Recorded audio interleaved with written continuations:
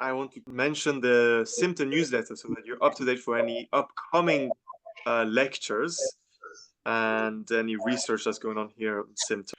And now I will pass over to Stavroula Demetriou, who will present today's speaker, Mandy. Thank you very much.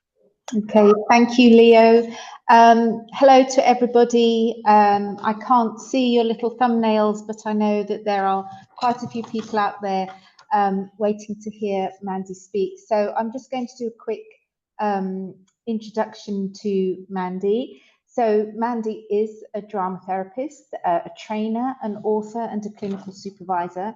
She is a former senior lecturer here, so she was on staff here on the dramatherapy training, and her interests are the connections between politics, religion, and therapy.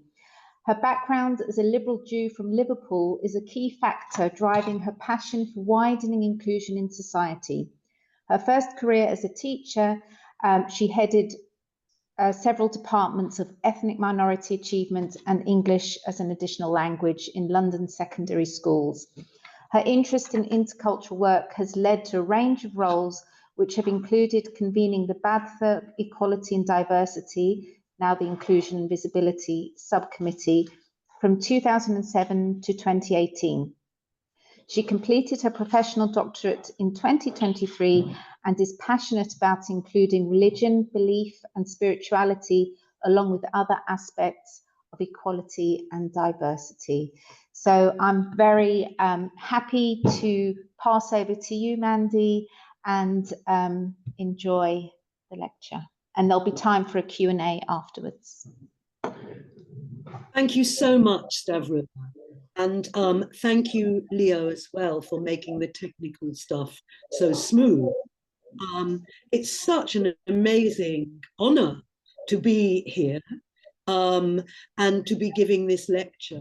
When I started my doctorate, I would never have believed that I would be in this position. And thank you very much for coming, every single one of you. I've seen who's here, and for me, it's an amazing mixture of arts therapists, academics, and people from a wide range of professions, and people from personal aspects of my life. Also, I see some people from theology.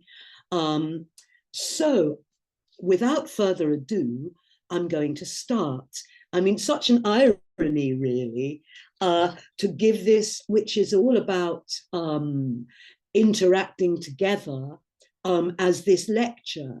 So I've been talking to Leo and Stavroula, and at times I'm going to invite you to put something in the chat. You might want a piece of paper in front of you. You could write something, draw something, and take a picture of it and put it in the chat, so that it's not just me for 40 minutes. But at the end of 40 minutes, there'll be a chance for more direct questions and answers. Oh, and welcome to the drama therapy trainees, who I'm so happy to hear are at ARU, and Rosie has given them some post-its to write their responses, because your responses are really important to this research. So I'm calling this today, it's changed its name, it's constantly changing. It's called More in Common, in honor of Joe Cox, MP, who was murdered in the line of duty in June 2016. And it's drama-based research within an intersubjective framework, a critical exploration of religious, spiritual, and belief identities for drama therapists and for their clients. I'll keep saying that because it can get confusing. So this is a professional doctorate, and it was run by Anglia Ruskin University, ARU, in conjunction with Cambridge Theological Federation, which was an amazing privilege to be part of. So it's really a collaboration between drama therapy and practical theology. So the aims of this talk are to explain to you the rationale and methodology for this research, to look a little bit about what I think intersubjectivity means, what drama-based research means, how did I design the research, what did I find out and recommend professionally, and why was this is to think about afterwards, actually. Why was drama within an intersubjective framework a helpful approach for this complex arena of religion, faith, and spirituality? And the intersubjectivity continues. So asking you throughout, really, if something strikes you, to see if you can express it somehow. You might be doodling, drawing, writing words. You might want to move. You might not want to hear things. To actually see if you can be mindful of your reaction and sometimes express it in drawing and words. And at specific times, I'll stop and see if you want to put it in the chat or put it on a post-it if you are there live. My supervisors were amazing. I had three. I had practical theologian, Dr. Andrew Todd, who's in charge of the practical theology program at Cambridge, and he was a chaplain for many years and extraordinary person. Dr. Emma Harris, who is based at the Woolf Institute, and very kindly, because practical theology in Cambridge is quite a Christian organization. It's trying to be more diverse, but because I was Jewish, they found for me the most fantastic Jewish supervisor, Emma Harris, who's based at the academic interfaith Woolf Institute in Cambridge. And because I'm a dramatherapist, Dr. Emma Ramsden, who supervised the dramatherapy part of the project. So why on earth did I want to look at this particular topic? Above all, or behind everything, was my own personal need for acceptance and inclusion, and a growing realization that I'd been hiding a key part of myself for many years professionally, which was the Jewish part of myself. And I would think back to my first week training as a dramatherapist about trying to bring that in to the training and feeling discouraged by the trainer. Now, we'll never know whether he really did discourage me or whether it was me who felt discouraged. Nevertheless, I hid that part of myself. The second reason was when I was working at ARU, and I also worked at Roehampton. So I was very aware of students and how we were trying to represent the communities of the UK that we represent. But actually, we were getting very few men. We were at that time getting very few people from ethnic minorities, etc., etc. And at a particular point, a student came to me who was very Christian and said that she felt she couldn't speak about her Christianity in the process group, and that she felt teased and was teased by her fellow students. Now, a bit like me, I don't know whether they really did tease her or whether she simply felt not accepted.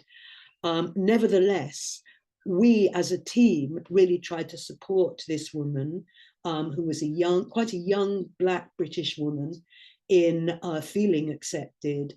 And we didn't succeed in supporting her, and she left the course, and it broke my heart, I suppose, because I saw myself in her. So that was one reason. Secondly, we had in the profession done a lot of work on intercultural good practice. I particularly Ditty Doctor, Hayden Ford and myself, and we had, with American drama therapists, spent several years co-creating with the membership of the British Association of Drama Therapy intercultural good practice guidelines. And religion and belief were just little tiny words that were barely referred to in there. Secondly, equality of access to the profession, which I'll talk about in a minute. Thirdly, the growing need for greater religion, belief, faith literacy in this country and everywhere. And it seems to be getting more and more important, not for very good reasons, unfortunately. And there's a knowledge gap in this area. Not a lot had been written about this within drama therapy or at the time, or at the time within psychotherapy. Although at the same time as me, the British Association of Counsellors and Psychotherapists were doing very similar research. And now other psychotherapy associations have. So it's as if I kind of, you tune into the zeitgeist and nobody's done it. And suddenly you're all looking at this. So the more, the better. So the gap, the fact that we're not representative in the drama therapy profession of the country that we work in is explored a little bit in this slide. So we've got the last census, which was 2021, compared with the British Association of Dramatherapists survey of the same year. And what's really interesting, there are many interesting things, and please, note down, again, anywhere in the chat, wherever you like, anything that you notice particularly about this. But what screams at me are two things, really. The fact that nearly 50% of the population, 46%, named themselves as Christians in the survey, and less than half of that, half of the drama therapy profession did so, just 21%. The other thing that screams out at me is that 6.5% of Brits name themselves as Muslims, and not a single drama therapist. I do know that there are some Muslim drama therapists, a fairly tiny number, but they either aren't members of the British Association or they are but chose not to fill in the survey. Either way, there's some mismatch here that's happening. I'll leave it at that, and this will be available, so you'll be able to look at this yourselves. So my underlying questions, what were my research questions? Firstly, to what extent do participants, and participants were drama therapists from 2 years qualified to over 30 years qualified, what extent do they feel comfortable and able to refer to religious identities, theirs or those of their clients, in their own lives and in professional contexts? Secondly, how confident do we feel in working with clients from diverse faith or belief? I'm putting belief in, even though it didn't come up. For me, it's the same kind of thing. Say somebody's working with, if you're working with somebody who politically is from a very different background to you, it may be the same as working with someone from a religion you don't know very much about. So that's why I keep stating belief. And what do participants see that drama therapists as interfaith or interbelief good practice? So what was my methodology? I'm not going to go on very much about this because I want to get on to intersubjectivity. But it was really important to me that it was phenomenological. It was, of course, qualitative. We're not talking about objective, huge numbers with control groups. We're talking about a small number of really in-depth research so that we can get an in-depth picture of what might be going on with some drama therapists rather than something that we can generalize from.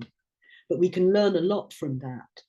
And that it was phenomenological, I said it correctly, means that people, what I'm interested in is the meaning that people accord to things, to data. So the word religion or belief may mean different things to two people, but both those things are valid in phenomenology. I didn't say it properly that time. And I'll leave those two things because I'll come back to them. I love this epistemologies. I said that wrongly. Epistemology, ways of knowing.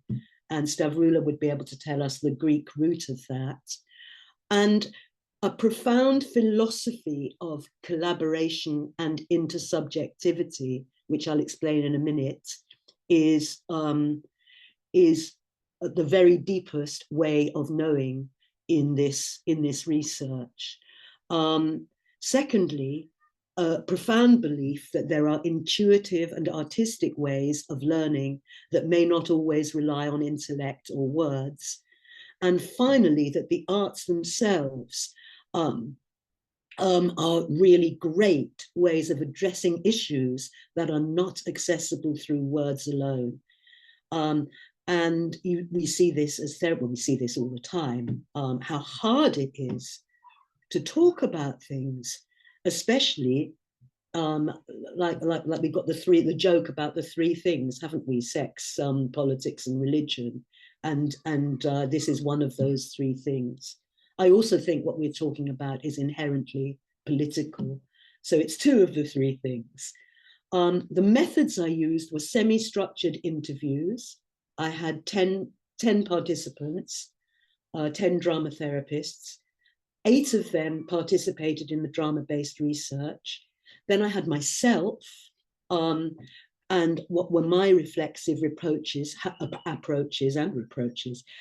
were lots of reproaches as well. How did I respond to what they came up with? What did it mean to me? And I did that through journaling and through creating a piece of theatre. And finally, of course, the literature review, which brought together, again, intertextual. It kind of created a conversation between what had been written about this, whether in practical theology or in the arts therapies and drama therapy, and how does that connect with what I'm talking about. So those are my 4 methods. So what is intersubjectivity? I love this picture. That is intersubjectivity. Heidegger stressed the relational nature of each individual in context. One of the things I learned in this research was how in the West we are so individualized often, we can be. And some of the people who took part in the research who were not from the West really talked about how they lived much more in community than seeing themselves as individuals. The relation, how we exist in relationship with ourselves and each other. Salvo Pitruzzella, an Italian drama therapist who has written amazingly about drama therapy and intersubjectivity. And I absolutely recommend any of the drama therapy trainees to read him. And he discusses how creativity and subjectivity intertwine, that they're not static, they flow and change constantly. So that my talking to you and being affected, even though I can't see you, I'm still affected by you, are going to change how I feel about this. And it's changing and flowing all the time. And that also, he talks beautifully about how modern notions of identity oversimplify this. I'm white, I'm a woman, I'm whatever it is. And I'm not this, and you're not that. We're a whole complexity of things within us and between us. And Salvo talks about how the minute we come into being, maybe even in the womb, we're in relationship. A newborn baby's ability to communicate with their parents that entail the immediate understanding of the parent, that should say, not partner's emotions and intentions. So intersubjectivity is relational. And by this is Roger Grainger, who again was an inspiration for this research, who had written a lot about religion and spirituality and drama therapy. He was an actor, a drama therapy, and a priest, and he had, I think it was 9 PhDs, amazing man. He died, unfortunately, a few years ago. If anybody knows how many PhDs he did, please put it in the chat. He used to say it helped him when he was depressed to do PhDs. Some would say it was the other way around, but anyway.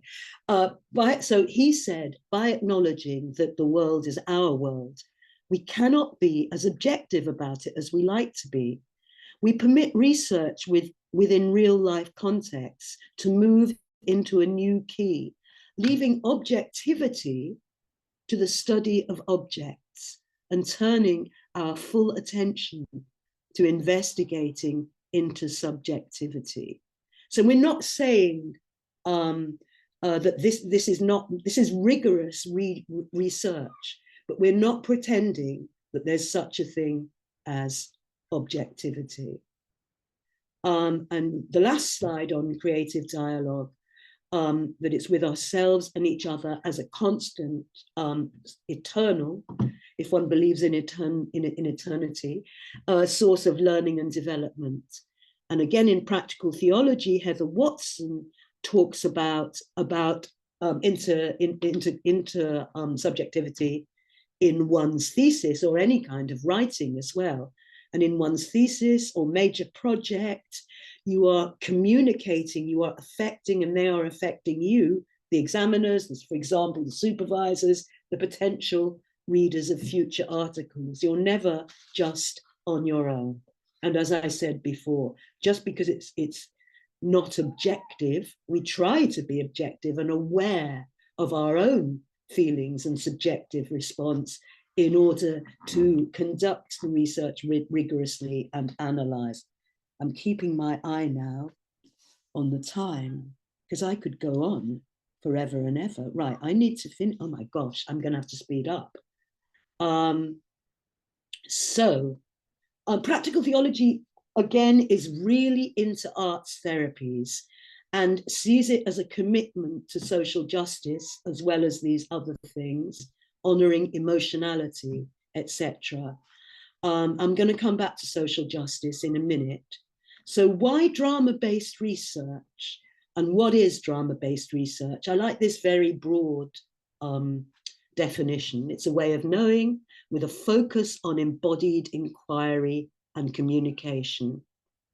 And why?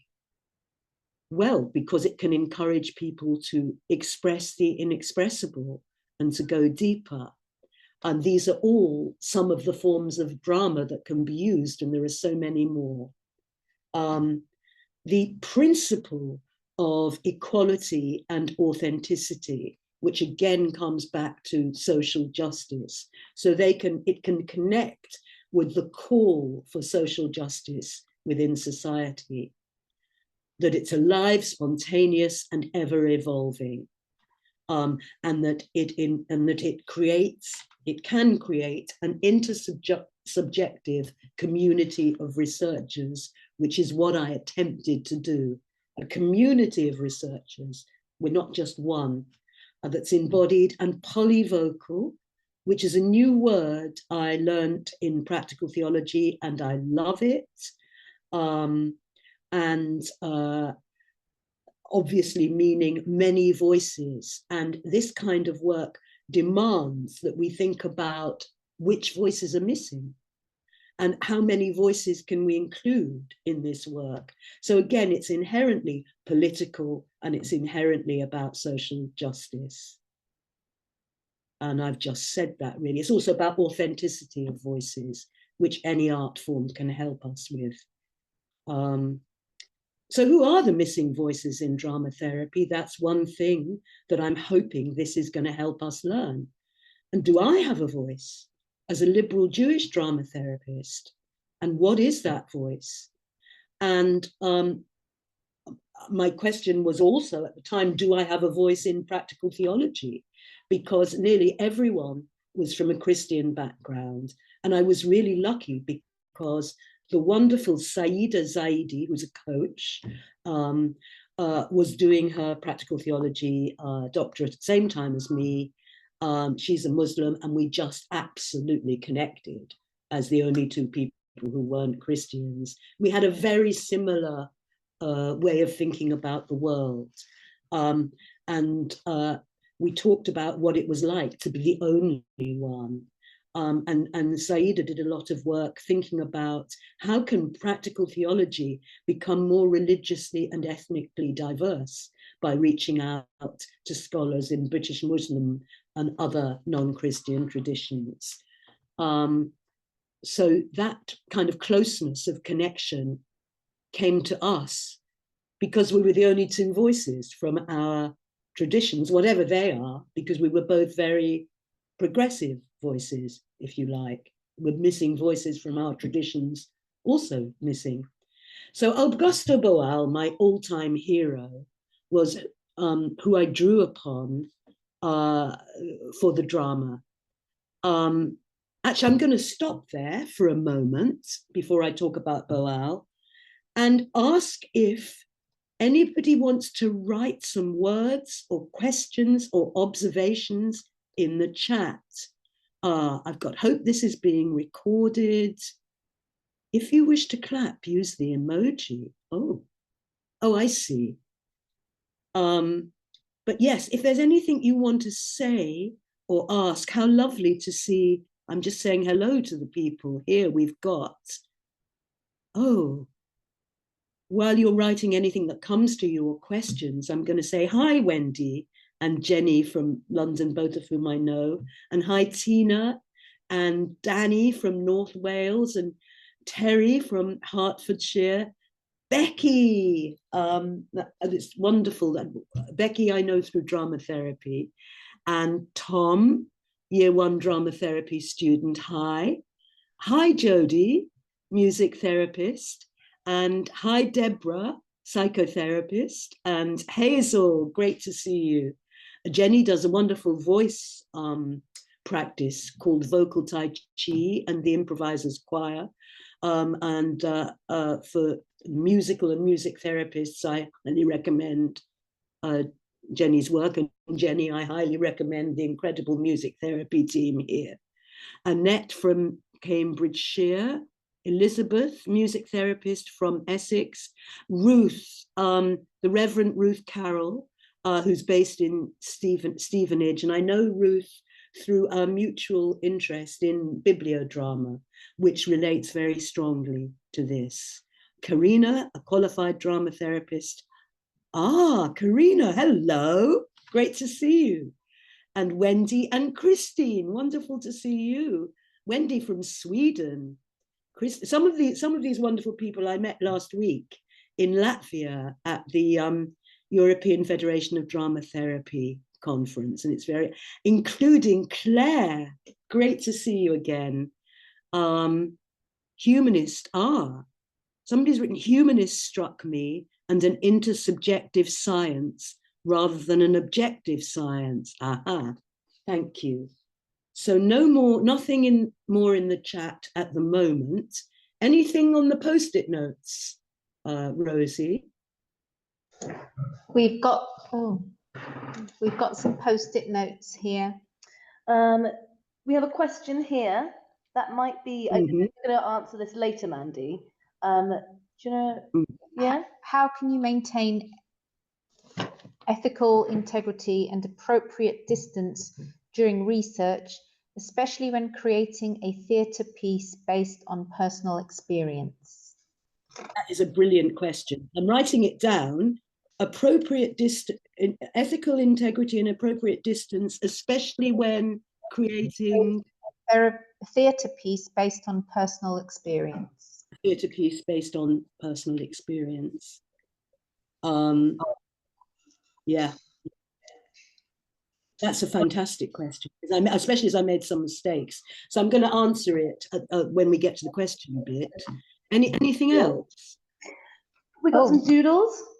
We've got and there's some doodles.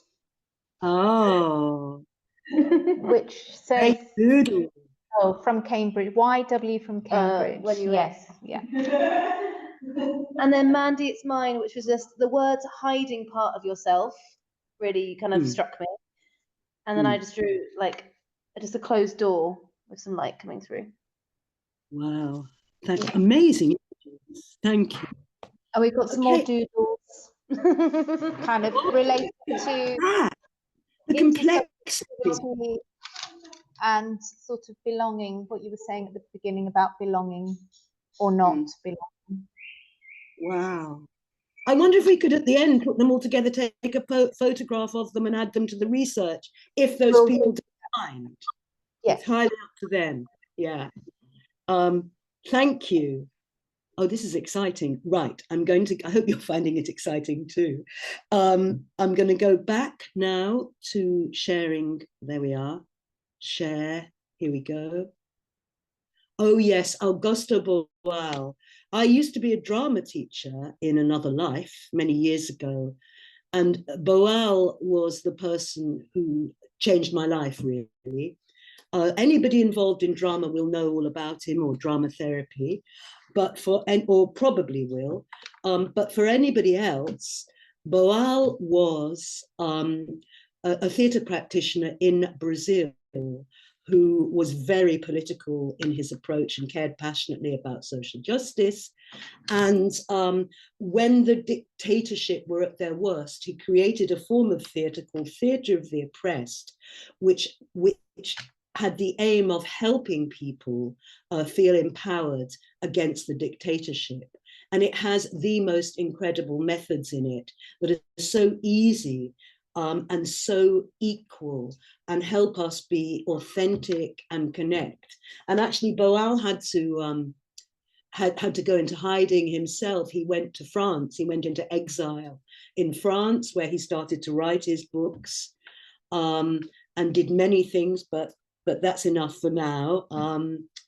And he died maybe probably more than 10 years ago now. I was lucky enough to be trained by him twice, only in 5-day trainings. So 10 days of being trained by him. Very, very lucky.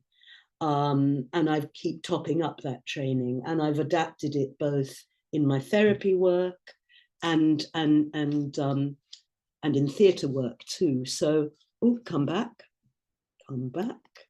So Boal's underlying principles are equality and respect, that drama can be transformational, that it embraces complexity. We're not simple. There are many possibilities, and that it's always focused on the power dynamic and helping us really understand power dynamics and how to work with them. So how did I design my research? I'm keeping an eye on the time. I had semi-structured interviews, and again, I had 10 drama therapists who volunteered for that, 8 who volunteered for drama-based research. Then I had my own response to the research through journals and my own personal theatre piece, and an invited audience. An invited audience responded to my piece, which answers some of the question that was put. And then I've responded to the response, and everything that happens since is making this research grow and evolve, including, of course, your response. So we're co-creating this. So the semi-structured interviews, I wish I had time to go into them. I'm going to go into one section to give you a little flavor. Oh, and I must say, this is important, this don't talk about sex, politics, or religion, because I could not get people to participate in this research. Every drama therapist I met would say, this is so important.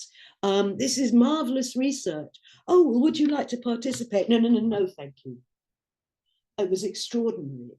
And so I wrote about that. And in the end, the networks of drama therapists that I know, for example, groups of supervisors, I asked them if they'd ask their supervisees if they would consider participating. It took a long time. And in the end, I got these very amazing people who by complete chance, are all from different backgrounds. Absolutely unbelievable. It's important for you to know this really, 3 Christians, but from very different Christianity strands, which I don't fully understand. But one was from Northern Europe, a white Protestant. One was Black British, very Christian, but I don't know what it's called, her form of Christianity. Who was the third one? Oh, yeah, it was, third one was Anglican, English Anglican. I had one Jewish participant, one participant who had had one Muslim and one Christian parent, one Hindu who had, who was now looking to find another tradition, had rejected Hinduism. I'm sure I've missed somebody out. Oh yes, and one Buddhist from Southeast Asia. I probably missed somebody out, but that's that gives a flavor. Oh, and a Portuguese person who was an atheist. Oh, and another person who had two people who had one Muslim parent and one Christian. So there we are. These were from the interviews, the themes that emerged. What, fear, if they knew I was atheist, Christian, Jewish, Muslim, whatever it was, what would they think about me? And also, oh God, what do I project onto other people? The challenges which I've mentioned already of being a minority of one. And actually, when the religious or belief self was called upon within the training, in other words, when people felt they didn't have to hide anymore, they found that very liberating. But there was a theme of hiding their religious and cultural and spiritual self in order to fit in with all these other people who might be hiding that part of themselves. So hence this more in common thing happening. And the interconnectedness of all of this, which is what I've just said. So I'm going to look a little at three quotes that come from theme number one. This was from the very, very religious participant who really hid the fact that she was profoundly Christian. And she said, I don't tell people, this was in the interview, because she might think, you know, that we're just sort of like nuns, I suppose, and we laugh. And that I do nothing but go to church and that's it. And that I just sit around reading my Bible and that I don't have a life. So I'd rather not, rather they didn't know. That's what she said. And then then various people talked about fear about projections and assumptions because of how they dress. The Jewish person who doesn't look Jewish in terms of her dress, whatever looking Jewish means, or in any way, talked about how painful it was being privy to a lot of anti-Semitism that she overhears. And I certainly relate to that. And one of the people with a Muslim parent went for a job interview and said the person interviewing me was a manager of the service. I hadn't ticked on any of the diversity information, but he said something like, oh, so you're a Muslim. And he asked me about when Ramadan was. And I don't fast for various reasons, none of which I feel the need to justify to anyone. And when he said, when is Ramadan? And unfortunately, at that particular time, I was very ill as well. And I said, I don't know. And he said, oh, you're not much of a Muslim then. And she joked. I still got the job. I could see that it was really painful for her, but she made a joke, which segues nicely into drama or any arts-based research, which maybe it's easier to express those very profound feelings rather than in words. So how did I do the drama-based workshop? Well, I'm not going to speak for more than 5 minutes. I just had to include my favorite Boal quote. This is theatre, the art of looking at ourselves. I'm giving you a little tiny bit of the workshop so that you can understand what I'm about to say. Of course, there was a lot of preparation and warm up and getting to know each other and etc. And loads of confidentiality stuff because they were all from the same profession. And so they'd consented to be in this group. And if they saw, some people had said they wanted to be in the group, but saw the list of names that maybe their supervisor was in it. So they withdrew because I showed everybody the names in advance so that they could do that.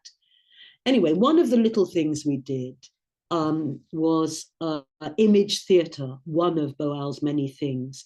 And in this method, people can do this individually or in small groups. having really learnt how to express things with their body and voice, you might say, how would you show me an image of happiness? And they, without thinking, just, I mean, you probably can't see me show it. That's my current image of happiness. And I worked with a lot of that. You get them to create an image, and then the other people who are not in that image talk about what that image means to them. And then often after the image has been created, you ask them to dynamize or bring it to life and see what emerges from that. Sometimes these are rehearsed and are performed later, or sometimes they're improvised. Okay, and at the end, you can link. I'm not going to say that, it's not so important. But I will say, I hope you can see this. Oh, come back. The pictures in my thesis, of course, had to be anonymized, so you can't see them very clearly, as this was taken at the workshop. So this is one drama therapist, and they'd been, and I'll tell you what it was about. They are kneeling on one knee, and another one who has their hands together, standing. They're both standing with their hands together. And they had been in a small group, 3 of them, and they'd been asked to share stories, each one, of something that had been really challenging or difficult about belief or religion. It might be their own story, it might be one of their clients, and then to choose one of those stories which somehow resonated for the 3 of them and show a still image. And this is the still image. And this, I hope, will explain to you, if you don't know Boal, how it works. And it's funny, we use the word objectively here, which is important. It's really, objectively means not interpreting. I should have said not interpreting. So we asked them, what do you see in this picture? And I'm asking you what you see as well. And what can we all agree we can see, even though we're different people? Somebody says kneeling, somebody else says prayer. And then somebody says, is that objective? And somebody else says, that's not objective, should have been, you're interpreting. And somebody else says, perhaps 2 people with their hands together, one standing, one kneeling. And I can't remember whether, I think it was a Jewish person who said, in my culture, that doesn't mean prayer. And there was this incredible moment of people going, oh my gosh, yes, that thing that always means prayer to me doesn't mean it to everybody. And then at the end, after the gasping, they say, we're seeing in different cultures, which always reminds me of Ditty Doctor, very well-known drama therapist, her amazing quote, which is that we see the world through our own cultural lens, and of course through our own faith lens. So the findings from this, and I wish I could tell you more about it, but I can't, was there, so this is from the drama-based research, their awareness of interpreting the world through our own faith lensing, what I've just said, how complex discussing and thinking about this area can be. There was intense anger and fear, which I put into my theatre piece, which is why I didn't show it today, actually, because if it's seen out of context, the anger that was shown towards a particular religion, which would never, I don't think, have been talked about in words, could be misunderstood, and was. When I showed that piece of theatre once, it was misunderstood. But it meant that we were able to think about and talk about it, having seen the anger. And the anxiety can be expressed. And again, they all thought about the tension of deciding whether to share or withhold their background. So some things in common with the interviews and some not. And I'm just going to, I really want to have a conversation.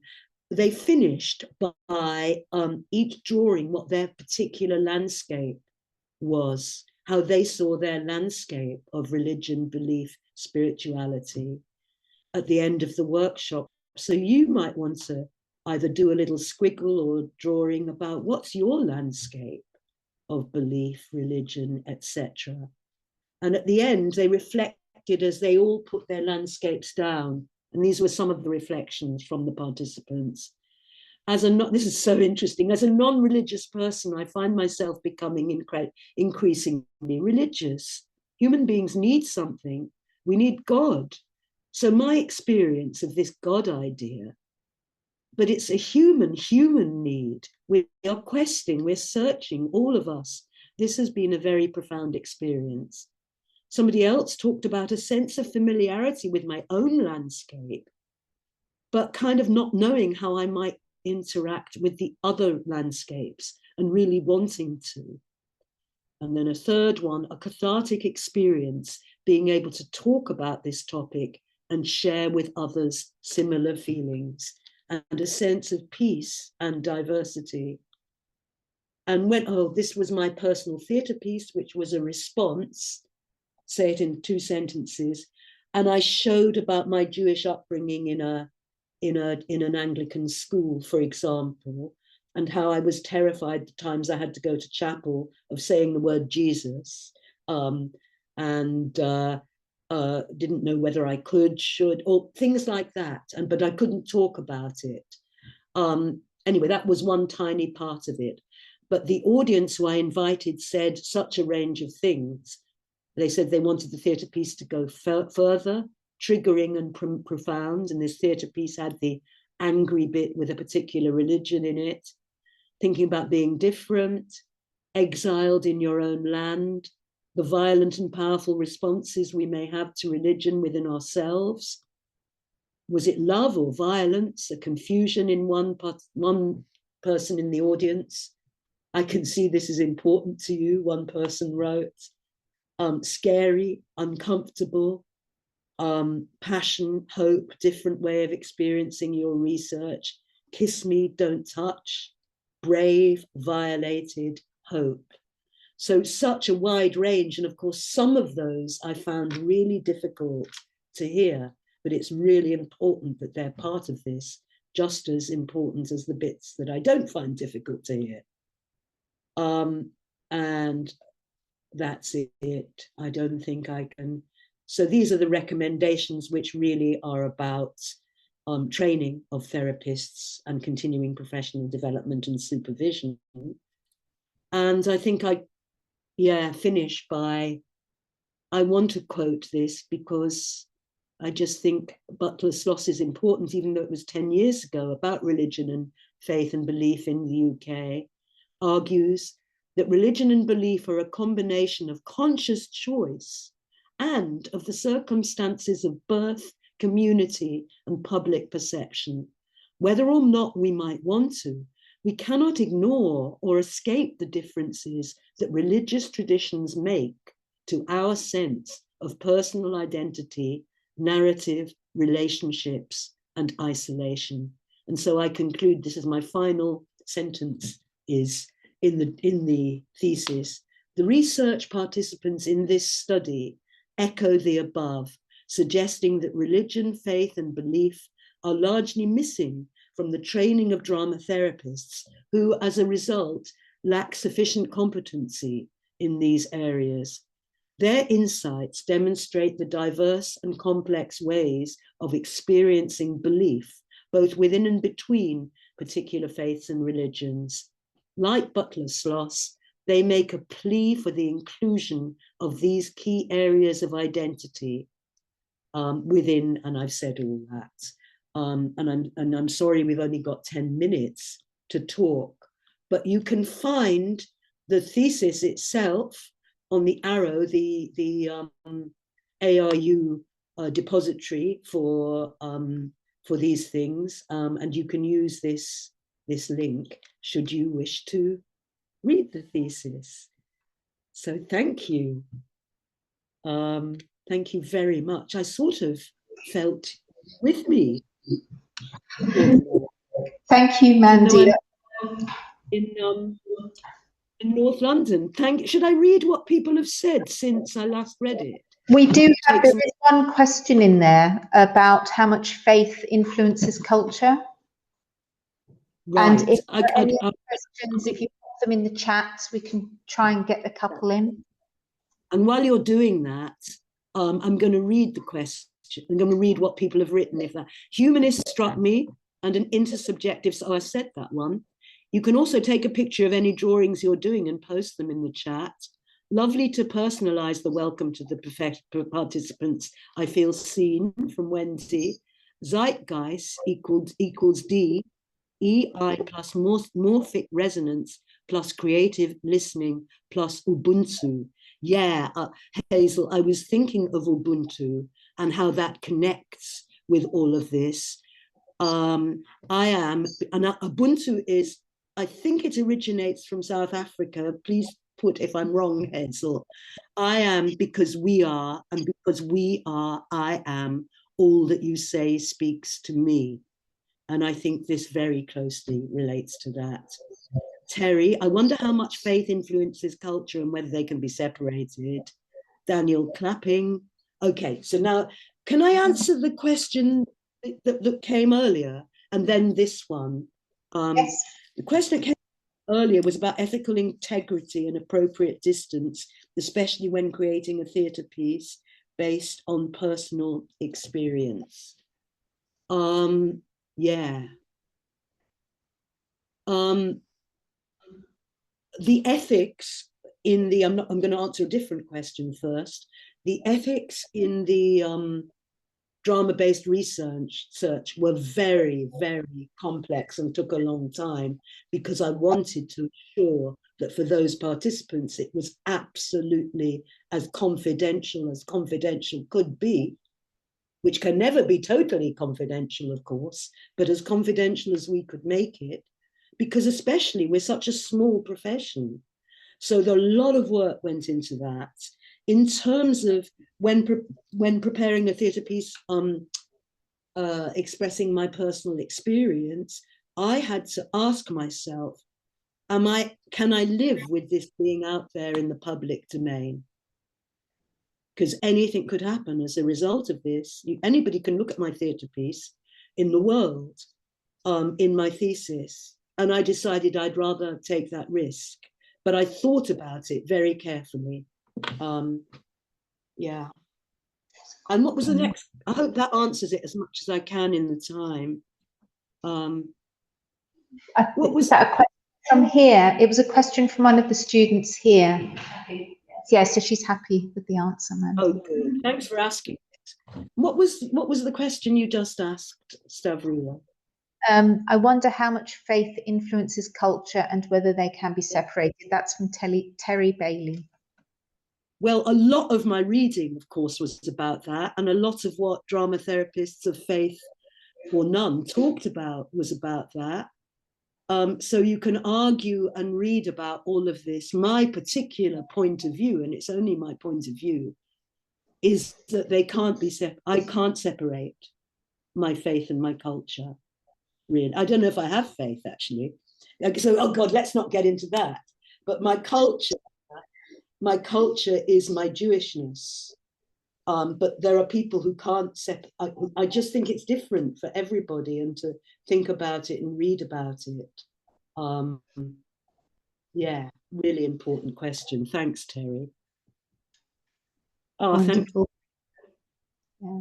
Do we have any other questions? Perhaps a final question, either from the room here or online. You can pop it in the chat if you're online. If you're in the room here, you can just ask the question.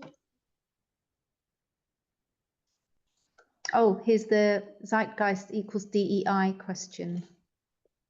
Is it a question? Oh no, I've gone down, sorry. Oh, we talked about that. That's about Ubuntu and how that connects to this way of working. Jenny has asked, it's amazing how people who are religious, spiritual hold their experiences private and in some cases, as you were saying, secretive. But of course, at the level of the heart, these things are difficult to express. Fantastic point, yes. And can be more easily expressed through music, poetry, art, etc., etc. Thank you, Jenny. I think Leo's come on to say something. You're muted, Leo. Thank you, sorry. See that Phil Preston is putting up his hand. I wonder if he has a question. It would be best if you write it down in the chat, Phil. Is that possible? Can you say yes or no in the chat? So we wait for you to write it out. Or maybe you're just clapping. Phil, do you still want to ask a question? Can you just write yes or no in the chat so we can finish? Okay. Oh, I think it's clapping. All right.